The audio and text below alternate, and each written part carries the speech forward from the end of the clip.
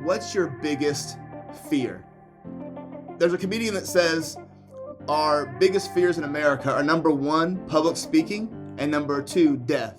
And he says that means that most of us would rather be lying in the casket than giving the eulogy at the funeral. Isn't that incredible?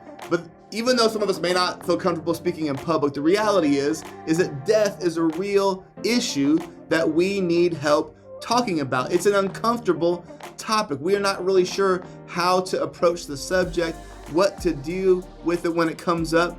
It's a complicated topic. What happens when you die? What happens after you die? Heaven, hell, are those real things? These are issues that come up when we look at death, but the reality is we can't avoid the topic. It's a constant topic. It's always coming up, and we need tools to know how to talk about, learn from, and deal with the reality of death. And we want to help you with a few tools. If we lean into death, we realize that death can actually teach us some things about ourselves and about life, that we can look into the realities of death. But the beautiful thing is, the difficult thing is that you should not look into death alone.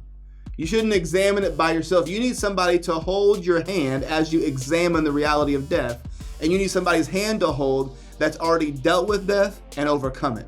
That's why when we look towards Easter, we get to celebrate two realities. Number one, that death has been defeated on the cross of Christ and the empty tomb of Jesus. And number two, that death gets reversed. That death isn't the final say in all things, but Jesus has overcome death. And we celebrate that on Easter. So if you have dealt with the reality of death in life, this past season has been crazy with COVID and the amount of life that has been lost. It's a real and present topic, and we want to help resource you how to understand and how to overcome the realities of death. Click below for more resources.